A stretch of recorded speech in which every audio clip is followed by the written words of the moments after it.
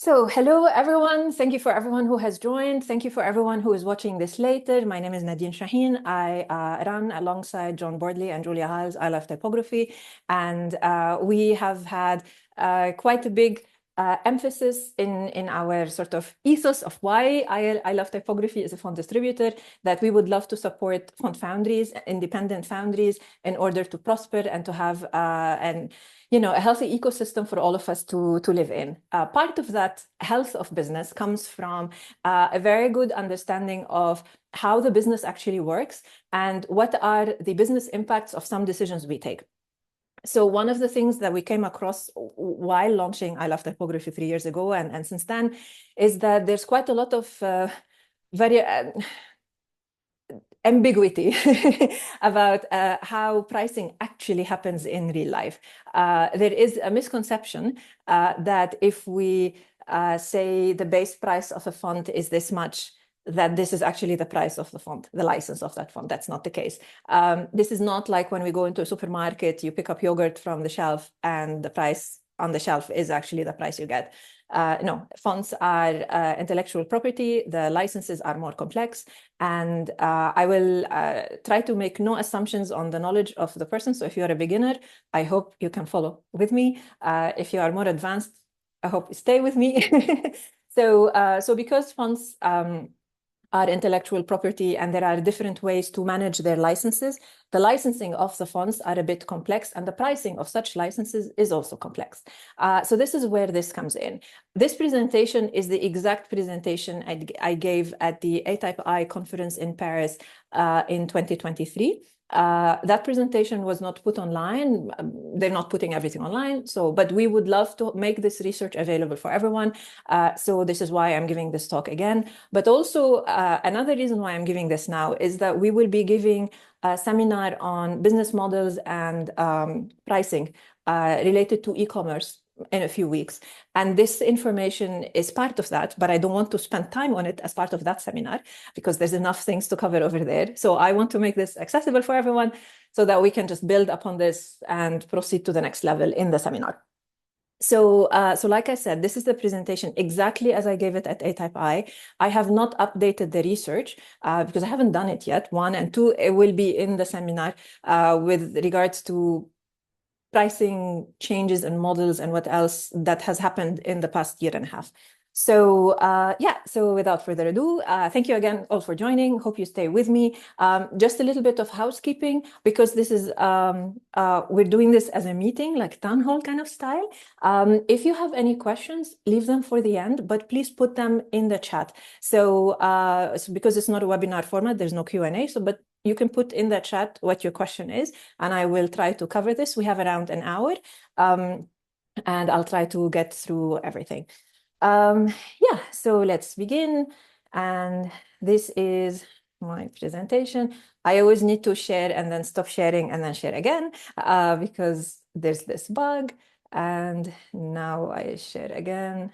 And now we have it. Okay, if anyone does not see the presentation moving, let me know so I can fix it. Okay, amazing. So this is a part of the pricing research that we were doing. It's basically e-commerce, right? So it's not enterprise. By enterprise, we mean larger licenses that are covered offline usually, which means someone sent an email to a foundry asking for a license, which is relatively big. More than 2 million page views per month for web fonts or what else, that could be a cutoff. But basically that would be enterprise. We do not cover that here. We have covered enterprise in the course that Julia Hiles, the third ILT founder, has given. In case you're interested in that, get in touch. But this is basically e-commerce related, okay? So some of it, the prices do go into the higher levels, but that's it. Also, just to be clear, in this presentation, we are not telling people what to price.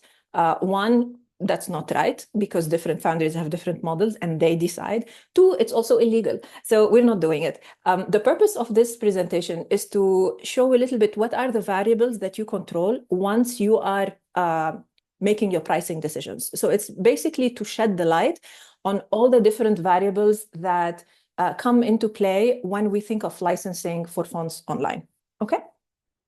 So So what is the typical desktop price? Uh, and this is all about understanding price distribution. So like I was saying at the beginning, sometimes there is this sort of idea that if we set the base price, that is the price of the desktop license. Usually, yes, but that's not the only thing. But anyways, if we start with the smallest desktop license, so 1 user, 5 users, depends on the foundry, depends on the distributor as well. And just for the desktop, so not web fonts, not anything else, not apps. What sort of pricing are we talking about? So we made a survey of 60,000 desktop fonts and their pricing.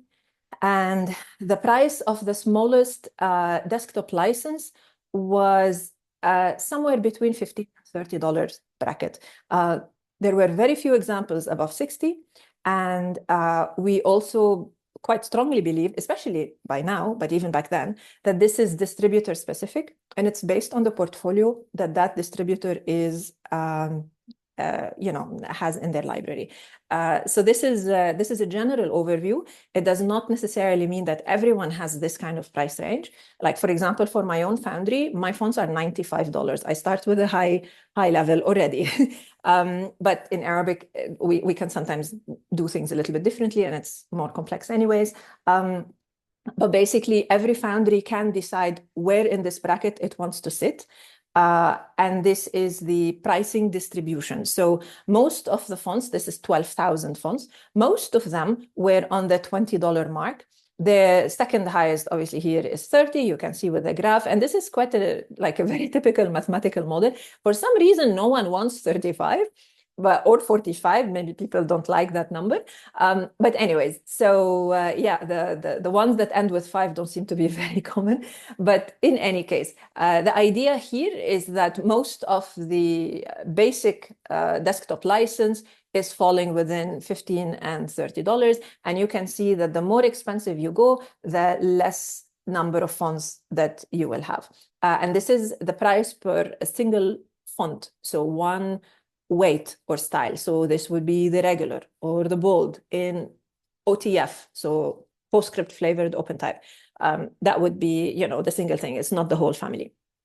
And this is important because different families have different numbers of weights and styles. So it does not make sense to compare pricing across families. It makes more sense to compare across fonts. So this is the distribution. Now, why is this important?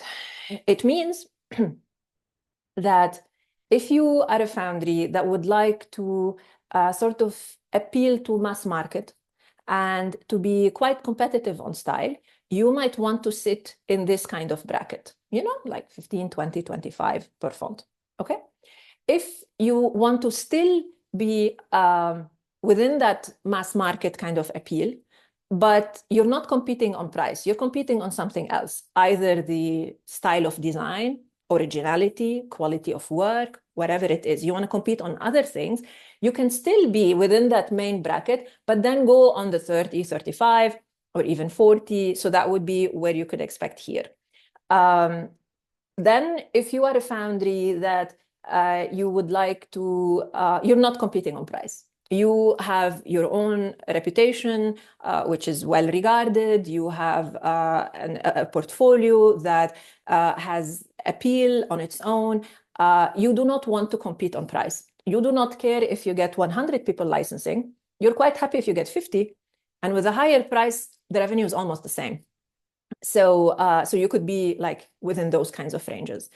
And then if you want to be more on the exclusive side, where you say, you know what, this is not for everyone. These are exclusive. These are premium typefaces, either because their character set is very big. So there's big support. It's not just basic Latin. You would have maybe Latin, full support for Latin, or like a Greek and Cyrillic extra, or other scripts as well. Or if you are licensing fonts that are not Latin, like if it's anything CJK, you can expect the price to go higher because the number of characters needed in such designs is massive. Then you can go high, right?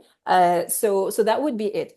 What the business impact of the pricing comes in is if your strategy as a foundry is to be seen as boutique foundry, exclusive, high-end, and you are pricing 15, then fine, not a problem, but you should know that that's not the kind of label pricing wise that goes with that kind of branding. Like it's a bit like walking into Louis Vuitton and then finding a bag for $50. You're like, what? But I thought this was exclusive, So you need to see like the branding of the foundry, where you want to position yourself in terms of portfolio, in terms of character set support, in terms of originality, quality of work, and then where are you competing on pricing? And all of these have to work together. Otherwise, it's a little bit, not so good. Or, for example, the other way around, if you want to compete on price and you say, I want to beat the competition by pricing very attractively, but you're pricing at $50, well, most of the market is below you. So you're not actually competing. So this is why it's important to be aware of what the distribution of price is like. Yeah, just so that you are able to take your decision based on the specific requirements that your foundry needs and based on your strategy. And side note here, if you are a foundry and you're not sure where you position yourself with respect to your competitors, now is a good time to workshop you and whoever works with you, or even if you alone sit somewhere nice, have a cup of tea, and try to figure out, how do I compare with everybody else? Where do I compete? We need to be very clear in our understanding of where we are as brands. It's not just, I love to draw typefaces and here are my fonts. That's not how we run businesses, right? We need to be able to compete. So, and to know where we are competing. So this is why it's good to have a sense of where that distribution of pricing is. Then the next question, what is the typical web font price and how does that distribute? And this is where things start to become very, very complicated. And here we need to talk about tiers and multipliers. So I will speak way more slowly in case whoever is in the audience has not heard of tiers and multipliers before. Tiers means levels. Yeah, multipliers is like things you use to multiply. So one piece of cake, that's one multiplier. Two pieces of cake, that's two multipliers. Three pieces of cake, that's three multipliers. So this is, yeah, that's how it works. So here we need to get even more complicated as well, because we're going to need all of this to be able to get to the next level. When we are talking about licenses for fonts, most of the time, the desktop license is what we call a perpetual license, which means forever. You buy it now, you use it when you're 90 years old, as long as the technology is still supported, it's yours, as long as you are within the confines of that license. So say you get a license for 5 users on a desktop, it's just you and maybe 2 other people for now until the next 50 years, totally fine. It's a one-off payment and you don't have to worry about it ever again. Now, there is also perpetual for web fonts. So for example, web fonts typically are charged based on how many page views the website gets per month. So a popular website will be maybe 2 million or 3 million or 4, 5, 6 million, whatever, web fonts, page views per month. And, small blogs that don't get a lot of traffic, maybe 10,000 page views per month.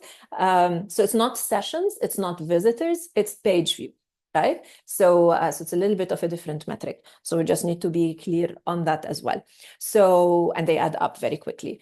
So within web fonts, normally, until that presentation was first given in 23, most web fonts were perpetual.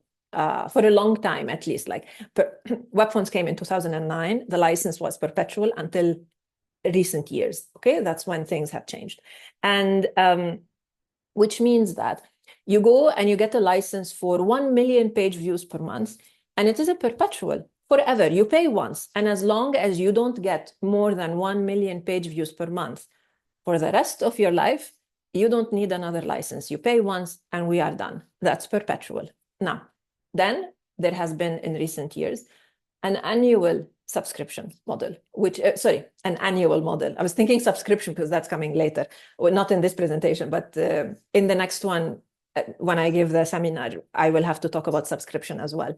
So, but the annual model means that you get a price which is based on how many page views you get per month, but you don't get it forever.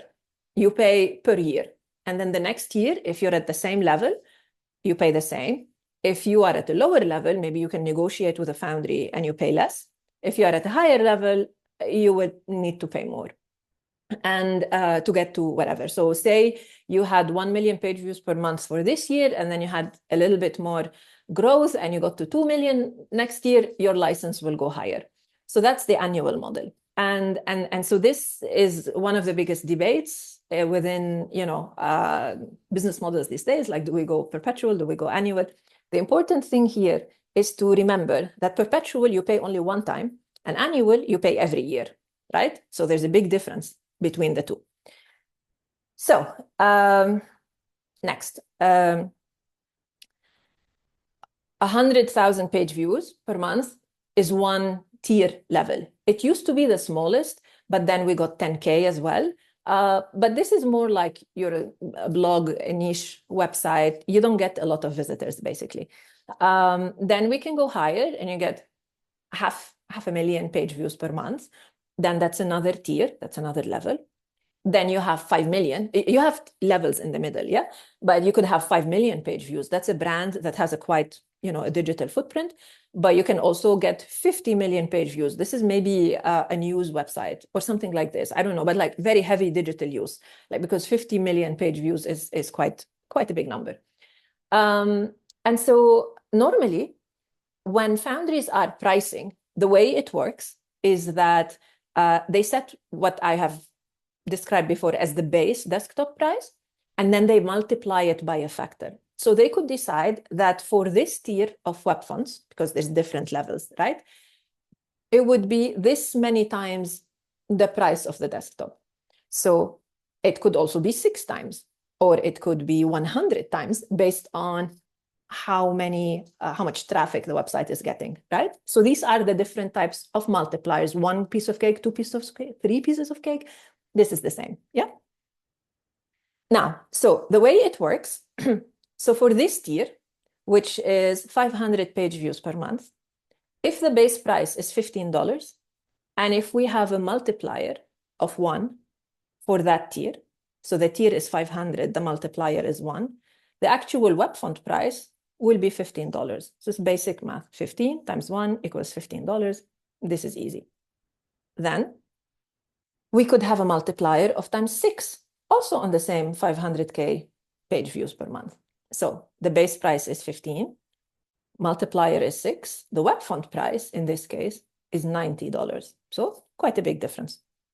Multipliers also are very important. This is not addition, this is multiplication. The numbers change wildly between multipliers. They're very, very important to get a good grip on.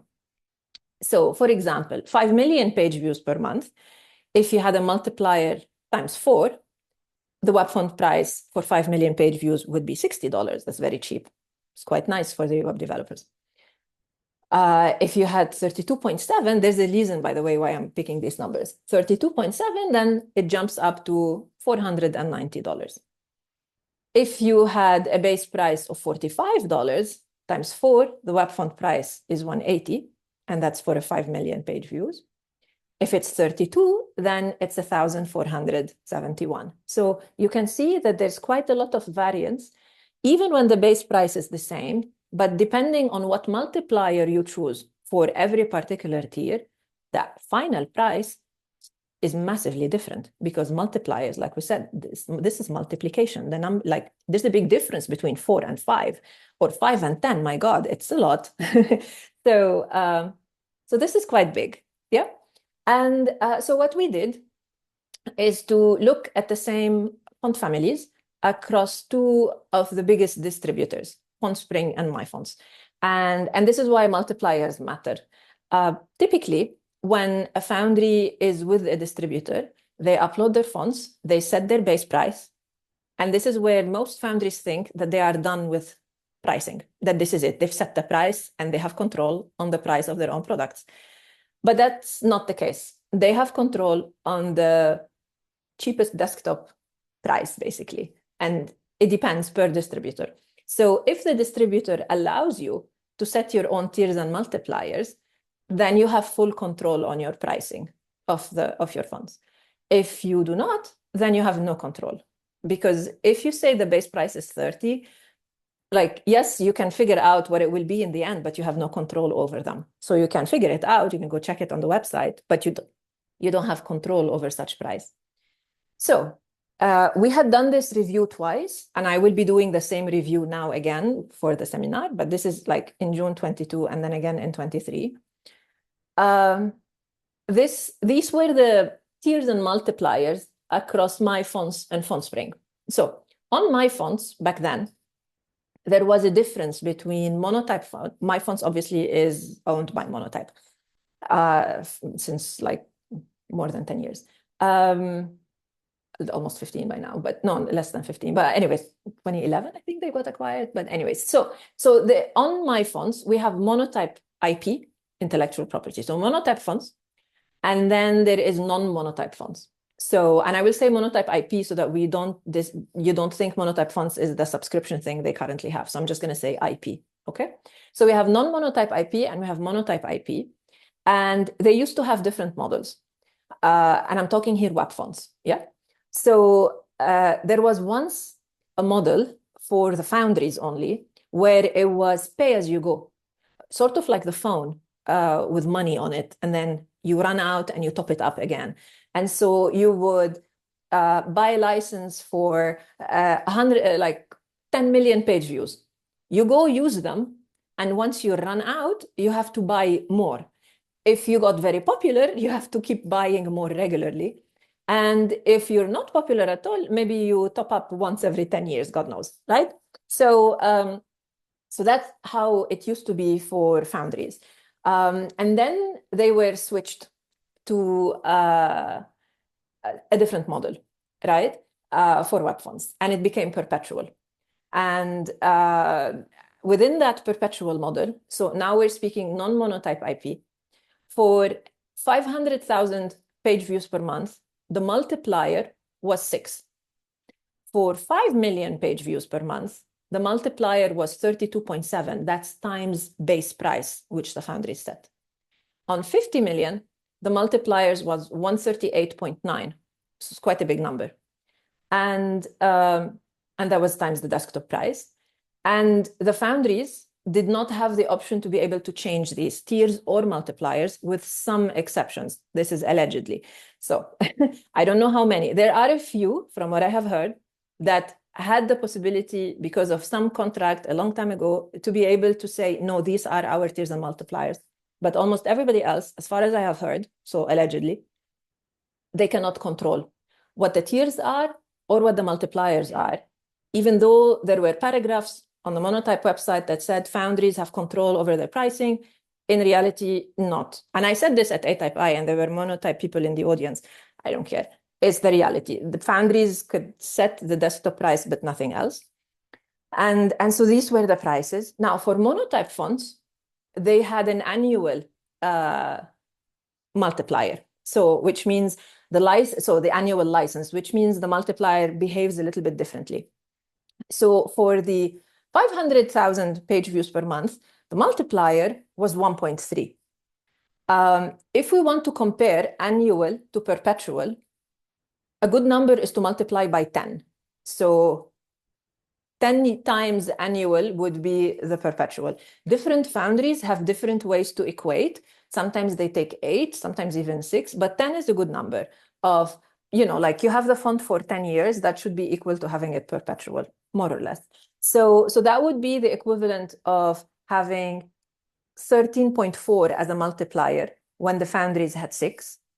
And at the highest levels, you had 550 versus 138.9 as a difference. But in any case, what the actual numbers were these ones. So this is adjusted. This is just for us to be able to compare. This is not what the customers saw. This is just our trying to find the comparison between non-monotype and monotype IP. But in any case, at this level, this was a forever price And this, you could maybe after 4 years, you've gotten to the forever price, you know? So here, maybe between 4 and 5 years, you get to this.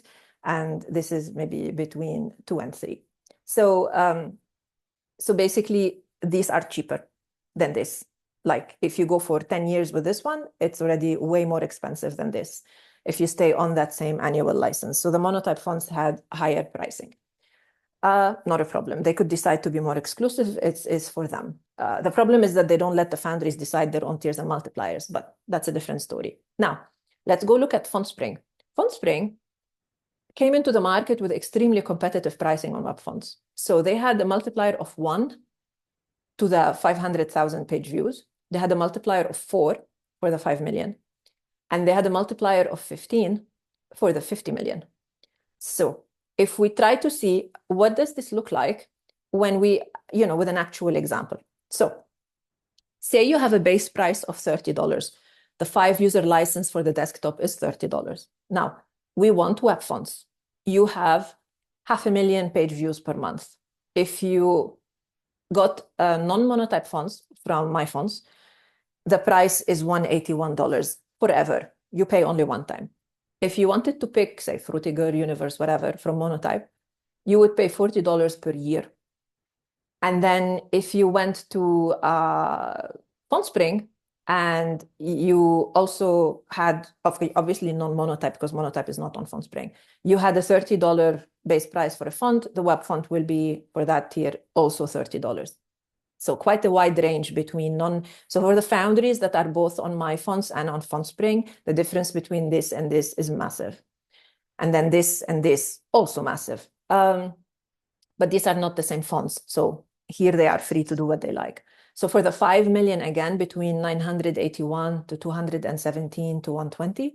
And again, the 270 year, this is per year. Every year they have to pay $200. This one, they pay 981 once, and that's it. Same thing for the 50 million. Here is 450, and this is 4,000, and this is 1,600. So quite a wide range of variability in pricing. This is one example of looking at, sometimes there's these disco compounds as well. But basically, this is examples of, like, say, up to 5 users. This is the price. And then the 10K would be the same price as well. And then this one is again 5, but up to 100, it becomes this price. And then the 1,000 user, this is 20 million, this is the price. This is just to show you how the multipliers work. Every time you change the web fonts, the multipliers are getting bigger and bigger, okay? Now, this is on FondSpring. This is again looking at similar examples, like if we have 5 users, this is the price. The 10K page views is a small fraction of it. If it's 100,000, then, this is 47, because FondSpring had smaller tiers. That's why we could go smaller. And then for the 1,000 users, obviously it becomes more expensive. And then for the unlimited, it becomes much more. Okay, so these are just examples of how the pricing is changing across different desktops, but different distributors. But what would make sense is to compare the exact same font on different distributors. But before we do that, we have an update, because in November 2020, the my font's pricing changed, and the 10K used to be one, and then now is 1, but annual. This used to be forever, and this became per year. And then, because if you remember, the first multiplier was 6 before. Like I got also lost a little bit. How do we go? It won't let me go back. It won't let me go back. Whoop. No. Yeah. If you go here, monotype used to start at 500K. They used to start with 6. Yeah. But now they have 1. So they went deeper in the lower tiers, right? They used to start at this tier and go up to 50 million. And then the new one in November started at 10K and had a multiplier of 1, and it stopped at the 2 million. Now, still, the or did they have this before? No, I think they had it. Right. Sorry. They always had it before. Sorry, my mistake. I picked the 500 because that's where the FundSpring one started. Sorry, my apologies. So yes, so it was, yeah, I got a little bit lost. It's very confusing. So it used to cost times one, forever price, and now it costs one, but every year, right? And then say the 100K, it used to be times two, the multiplier, and is now times five every year. And then the 1 million had times 10 as a multiplier forever. Now it became times 20 and every year. So the prices, it's quite a big difference. It went double, and then instead of forever, you had to pay the double and every year. That's quite a price hike. And the foundries, by the way, didn't know this, as far as I know, because we alerted the foundries that we had some foundries with us who were on perpetual. And then we suddenly saw that some of them were perpetual, but some other people were not on my funds. And then they were switching to perpetual there. And we were asking like, hey, you're perpetual now? Annual. And they were like, what? No, we're not annual. Like, yes, you are. Look. And so this was done, like Monotype changed allegedly before they sue me, allegedly changed from this pricing structure to this pricing structure without telling the foundries. And in any case, doesn't matter because the foundries still cannot change the tiers and multipliers in any case. But I mean, it would have been a nice courtesy to tell them. Anyway, so there was a massive price hike. And most important also in this is that it stopped at 2 million, which means that any client coming with more than 2 million page views per month would have to write to Monotype to get an enterprise license. It is no longer possible to buy this online. Not a problem typically, but it is a problem for the foundries because if the client were to buy like before on the website, the foundries get 50% royalties. But the moment it goes to offline, they get 25% royalties. So immediately, all of the large deals that could possibly have been concluded online are no longer able to be concluded online. They have to be concluded offline, and they have to be charged differently. So 25% royalties instead of 50. But to their defense, somehow, there's not a lot of large licenses that come and are concluded online, right? Like someone who has 10 million page views, they will want to speak to the foundry or the distributor in any case.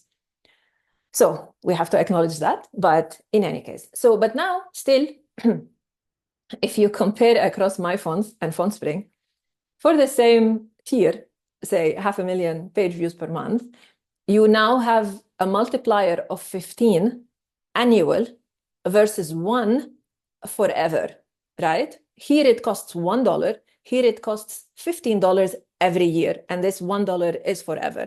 So massive, massive difference if it's the same fund. And some of you might be wondering, yeah, but it can't be the same funds with such difference in multipliers. And I'm here to tell you, yes, it is possible.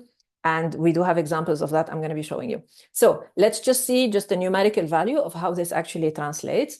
If the fund has a base price of $30 for the 500,000 page views, it would be $181 before forever. You pay $181, and as long as you're within that level, you don't have to pay anything ever again. And now on the new model that the foundries had nothing to do with, it now costs $450, and it's every year. And if you go to FundSpring, you can get the same fund for $30 forever. And you can see quite a big difference as well. Like the 50 million tier, you could still get it at FundSpring for 440, but you can no longer get it at my funds. So quite a wide difference. And these are some examples of typefaces of fonts. So where the licenses are different. So this is my fonts, and this is FundSpring. This is for Nexa, gorgeous typeface. And if you have 500,000 page views, your cost is 366 euros. And I was checking this from France when I did this. So it was, I had the price in euros, not in dollars. But on FundSpring, the price will be perpetual and it will be $125. So for those of you who don't know the conversion rate, the dollar is always bigger than the euro and it's like 1.1 or something like this. Like currently, I don't know how they compare, but the pound is $1.3 and 1.2 euros. So the euro is always a little bit stronger than the dollar. So this is like maybe $400, but this is every year. And this is once forever. Another example, which is even more dramatic, is Museo Sans, where you get, and I have to remind you, this is from November 22. So this is not current pricing. I will be updating this later for the seminar, just to see where they are. So this is Museo Sans, again, gorgeous typeface, 500,000 page views. On my fonts, it will be roughly $242 every year. And on FundSpring, it will cost $16 once, forever. And we're done, as long as you are within that license value. So quite a big difference between the two. This is the same exact product, by the way, exactly the same. Yeah. Then in February 23, FundSpring changed its pricing, the tiers and multipliers. They sent an email and they said that this is in response to changes in the market, and it was a good move. Also, I forgot to tell you this. With FundSpring, foundries are able to change the tiers and multipliers. From what I understand, it's not like straightforward. You have to, like, by default, you pick up their own tiers and multipliers. But if you did want to change it, there is somewhere a button you click and you can go in and you can change it. So good for them. They allow that. That's quite good. Also, FYI, with I Love Typography, we take nothing for granted. They have to come in and put in what the values are themselves. We give them a reference, like that, what we would recommend, but they are immediately able to change. And it's part of the required processes while setting up a foundry. And it's very transparent and it's very big. So they can put in whatever they like. And for us, it's very important that foundries are in full control on their business strategy, and pricing models are part of that, very important part.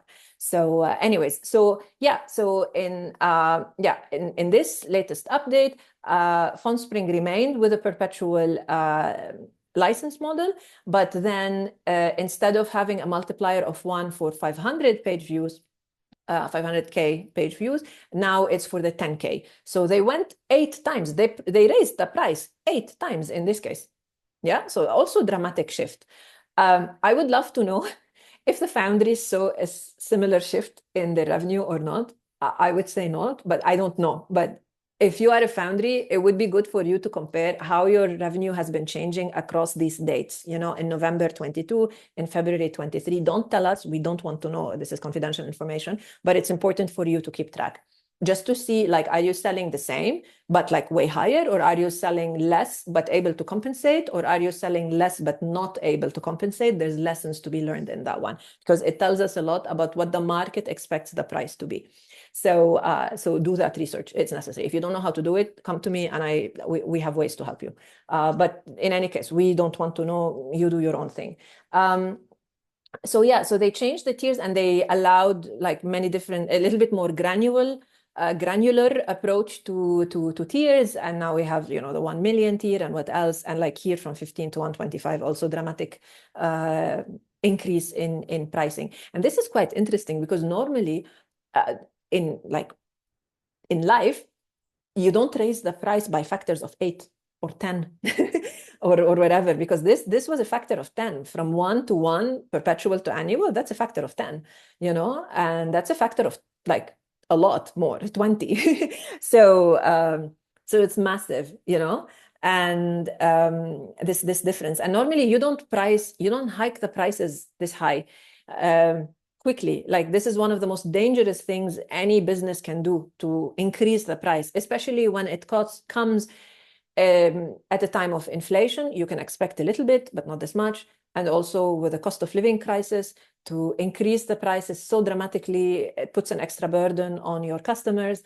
In general, it's good to be aware of what is happening with your customers to be able to be responsive to them and to be able to understand what they need and what are they able to do, rather than to push them onto free funds because they are no longer able to pay the 10 times increase in pricing. But in any case, this is a decision usually up to the foundries. The distributors have taken it. This is where foundries can decide if they want to follow or not, because again, like I said, on FundSpring, they have the option to change. My funds, not so much, but at least you can send an email and protest, whatever works for you, or ask if you can change, because yeah. Anyways, okay, so that's also quite a big deal in terms of the changing in the market and how much people are pricing for funds. And so again, one example, so this is the 30 perpetual became 30 annual, and here is still 30 perpetual. So you pay $30 once, and then once a year, basically. And again, the prices between here and here are also quite dramatic. So this is 900 per year, and this is 900 forever for even higher. So there's still quite a dramatic difference in price between my funds and FundSpring, by factors of 10 at least. So now if we go check in after this pricing increase in FundSpring on Museo Sans, then we see that for the same settings, the annual is 229. And now with FundSpring, this is the new price. The perpetual is $132. It's still less than my funds, but at least it's not jaw-dropping less. And finally, like, the morale of all of this, there are many conclusions you can take away. For us, at least for me personally, and for us at ILT, we would like that foundries are in full control on their business strategy and their business models. And even if they decide that it's okay that the distributor does its own multipliers and tiers, it's important that the foundries understand what is the business impact of this and how can they plan for it and how can they adapt to it on their own foundry websites.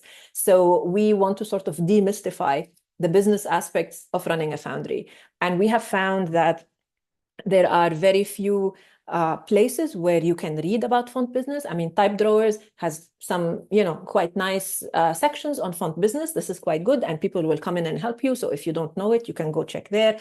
But it's not a place where you learn. You can keep up, but it's not, well, you can learn, obviously, and you have all of your, community for support, but it's not a place where you can go systematically look for how do we do this? What does this mean? Just a systematic approach to understanding, the fundamentals of the font business, which is why we have decided at I Love Typography to give presentations like this. This is why I gave it at ATypI, and it was very kind of them to give us the space to do this. It's very important. ATypI is the most important meeting of type designers. It remains so till today for many decades now. So this is quite important, and it's good that they gave us the space. And but also we need other sources where we can do these things, and we can dig a little bit deeper. This is why I'm giving the lecture today. And also we will have the seminar where we talk about business models. So for example, because now it's not just annual or perpetual or what else, it's like how you pick. So it's not just page views per month. That's one way of picking. It could also be based on the number of employees in the company. It could be based on the revenue. And we have different foundries doing different types of models. And we would like to look at the pros and cons of each. And so that we allow the foundries to have a good overview of what is happening in the market, what are the top foundries doing. This presentation was focused more on what we see on the two biggest distributors, but the seminar will be focused on what the foundries are doing with publicly available information, just like a review of what the top foundries are doing, just again to get a sense of where is the market and how is it moving, and there's just so many questions to be had. And I'm excited to do the research because I want to see, how the market has moved since I gave this presentation. So yeah, and I think this is it. Yeah, that's it. So thank you. I will stop sharing. And if anyone has any questions, please put them in the chat. And let me see. Okay, so far there are no questions yet in the chat. We have a few minutes. We can take like 10 minutes for questions if anybody would like. Thank you, Sandra. She's clapping. Yeah, I did not breathe for the past 50 minutes. Yeah, thank you. So thank you for everyone for the kind comments. But if are there any questions? Anyone would like to have me focus on a specific issue or yeah, very nice of you guys. Thank you, thank you. Yeah, is there any question? Are there any topics you would like us to address? Any specific questions about the numbers that I have presented? Do you guys have any questions on, I don't know, whatever, the weather? Oh, okay, that's a question. How do we price fonts we design fresh out of type school? So the first question here, are you the one pricing or not? So because when you're fresh out of graduate school, or just any of the type schools, you either create your own foundry, and you launch your own foundry, and then you are responsible for pricing, you're responsible for EULAs, you're responsible for everything, and logos, all of it, production, everything. Or you, in which case, I will come back to you and answer, but there's another option that you license your font to an existing foundry, and then they do all the business stuff for you, in which case you don't have to worry. So, but I will answer, but just there is a significant option here, which is the foundry takes care of it. But say you've created your own foundry, we go back to the distribution, right? So the first question is, let's look, what is my character set? Is it only Latin? Is it Latin 1? Or is it like everything in Latin? Is it Latin, Greek, Cyrillic? How big is the family? The size of the family doesn't really affect that much the size of the price of the individual font, but you would need to, it can help you if it becomes very competitive. So you need to see, because language and character set support, like language support and the character set size is one of the biggest influences on the price of the font. But say it's a basic, Latin 1, whatever. I'm not going to give you the number. I'm just going to give you like the questions you need to ask yourself. Then the next thing you ask yourself, what is the competition for this particular typeface? Who will use it? And what other options do they have? Right? So say this is a book face. You're from Reading. It's always a text face, right? Okay. So text faces. It's quite competitive market. There's a lot, right? But say you did something else. Say you did something, a little bit more unique, a little bit more niche, right? In such a case, you will ask yourself the questions, how many people will be using this? And what other fonts am I competing with? If you have a lot of competition, then you might need to compete on price. If there's not a lot of competition, you are a little bit more comfortable because you can say, you know what, I don't have much competition. I can set the price I want based on how I want, right? Now, if there is quite a lot of competition, the first thing to do is figure out who are these typefaces I'm competing with, who is distributing them, and how are they priced. Then you do a review. And then you say, and here you have to be a little bit objective, and you would be good to have someone help you. Like, what's the quality of what I am? Is it really student level, or is this super amazing, or is this where is the quality of this typeface? Is it winning awards already? Or is it like my first attempt is not bad, I'm gonna get better, but this is a first start, because this is important on how competitive you get to be, And then you have to decide, back to the same question of how you position yourself in the market. It's very easy to compete on price because you just lower it. But that means you have to compensate by reaching a wider audience because you need many more sales. But you can also decide, like, you know what, I'm not going to compete on price. It's just going to be within the average, and let's just go with it. So, and you can always put discounts. So you can start with a higher price and then do discounts, special intro offer or whatever it is. So all of these are questions you need to ask yourself. This is why I'm saying I will not give an answer because one, we're not allowed to tell you what the good price is. This is wrong, legal as well.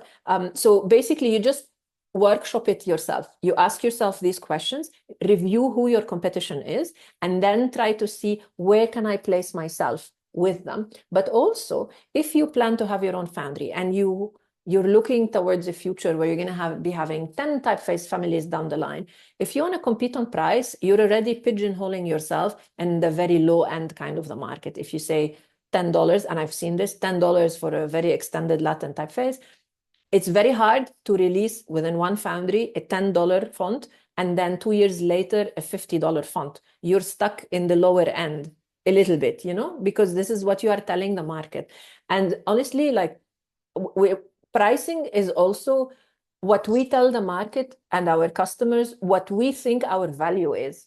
If we think that our font, its value is only $10, then fine, we price $10. If we think that the value of what we have produced is a little bit higher, we fight for it and we explain to the customers why it's worth the $50 high end, because it has more language support, it has this, it has this, it has this. So, so it's many, many different variables. There's not one answer fits all. And you need to sort of get to find where your place is within this market, Anyways, okay, I hope this was helpful. Let me go back and see, because okay, so now there's a lot of questions.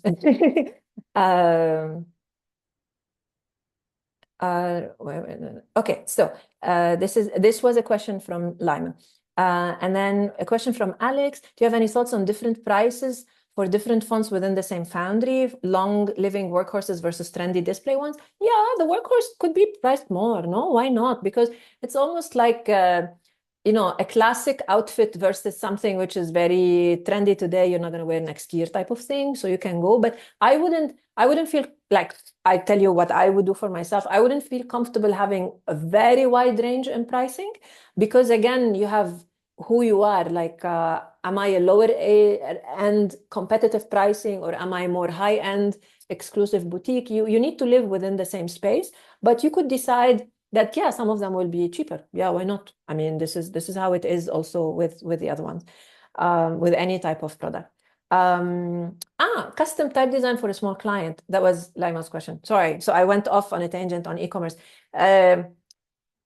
Yeah, that's another talk. Custom type design, but basically count how many hours and then find an hourly rate that you feel comfortable with, and that's how you could start. But I can't get into, there's more questions and we're running out of time.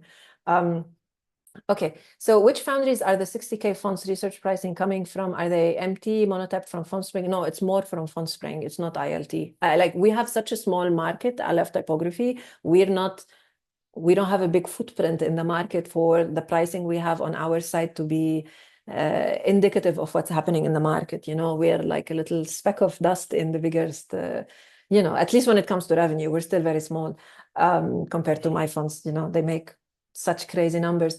So that's that. Thank you for any thoughts on the company size licensing model. Yeah, it can work, but you also have to be very smart in how you get it to work for you. And it's not the most intuitive. My fear always is that you need to be able to track company growth, because a company that is, like, I always give the same example. Instagram started with 7 employees, and now look how big Instagram is multi-billion. It was sold for billions to Meta. So if you want to go with company size, I would say it's absolutely essential that you go for annual, because you want to be able to keep track. If you do perpetual, you want to make sure you are able to track. But the thing is, like, who has the time to go check in on the growth of every single company that they sold to? It's a lot of work. So yeah, it's because company size can change. And also, if you want to go, I mean, there's a lot. This will be part of the seminar. That's why we can dig deeper into it there. But you have to think of company growth. You have to think of who counts as an employee. Like in the UK, they have a lot of employees on 0 hours. So they're contractors. Are they counted or not? And now when we go into AI, how will you count AI? Is it a user? Is it an employee? Or wherever, like, you can have a massive company with a big digital footprint, and it's running chat boxes for whoever, and they could be generating millions in revenue, but there are maybe 10 people. Yeah. So you're going to need to know that you cannot capture everything with that model. Do we know why there is a shift towards annual? Yes. I heard that the market is slowly changing towards it despite the risks. My guess, annual is a way, I mean, you offer flexibility to the client, because you say, we're splitting the license over 1 year. and then another year. And if you changed your branding in typeface in 3 years, you didn't have to pay for the big perpetual license. But that is if you actually reduced the price when you switched from perpetual to annual, which is not what happened. They actually raised the price. So that argument flew out of the window. The annual, if you have an annual model, you are sort of guaranteed a certain amount of business per year. If you are a publicly traded company, or if you are owned by private equity, the shareholders would like to know that there is repetitive business every year. And so if you're selling licenses perpetual, what you made this year does not guarantee anything for next year. You start with zero. But if you have annual and you have a certain amount of annual, every year you start, you know there is, a percentage of your annual, clients who will come and renew. Obviously, you will need to have a renewal team to be going after them and chasing them to pay again. And but so in a way, it depends on what type of model you have. But for very large clients, like really, really large clients, the annual is good because you split the license for a few years, so the budget is not so big immediately. You can split that budget over many years.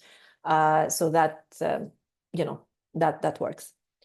Another question, this was a question from Kim, and then from Pierre Etienne. So if Foundry distributing on my funds gets recurring money versus FundSpring for web funds, at the moment, yes.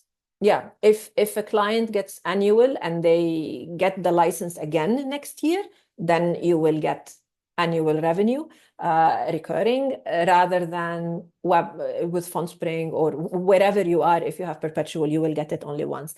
But the important thing is I don't know how my funds chases the annual subscribers. I have no knowledge of this. Probably they have a system for it to convert people. I don't know if they put them and automatically recharge. That would be nice. If not, I don't know, but ideally it would be that way. So that would be an important part of it. But yes, if you sell annual licenses, if it puts you on a sort of subscription, then that would be recurring. Thank you for everyone for the kind words. What is the best way to start selling funds? Oof. That's another topic. That marketing is not for today. But we'll have marketing, I think, seminars coming. But I would say you get a good typeface going first, and then decide if you want to be a foundry or you want to license to a foundry, and then that would be. It's easier to go with an existing foundry. If you have a good typeface, get a good foundry to license it from you to distribute for you, and then that would be a good way to go, because they already know part of the market and they are able to, and they have their customers. So I have a question. So notable foundries have a single price per fund, full rights, use it on whatever the buyer wants. What's your thoughts on this? Yeah, like one price fits all kind of thing. I'm not sure this is the right way to go, because like you can have, it depends what sort of typefaces you have, but you can have a very, very small use case versus a very, very, very large use case. If you have a one size fits all, it means you're underpricing the big one and overpricing the small one because you're going for the average, which is not a nice thing. So I wouldn't feel very comfortable for me to do that. What are your recommendations about tiers and multipliers for web funds? This is from Art. Art, you're on ILT. The ones that come by default on the pricing template, those are our recommendations. But basically, when we started, we followed the example of MyFonts, because MyFonts was the leading in the market, the perpetual pricing, and we thought that was a good model, and that's what we have recommended. So we just followed what MyFonts has chosen for the foundries. Is there data about the multipliers used by independent foundries from your survey? Not yet, but that's what I will give in the seminar, because we're going to be looking at tiers and multipliers on foundry websites, not on distributors. That's part of the seminar. I haven't made the research yet, but that's the thing I'm looking forward to do, because I'm curious. And then, yeah, thank you for everyone who's saying nice things. Oh, that's really cool. Okay, yeah, those were all the questions. Are there any other questions? We've gone a little bit over time, but we should be wrapping up. I can take one more question if there is. If there isn't, thank you so much for joining. I hope this was insightful. And if we start from donation, where can we say? I don't know.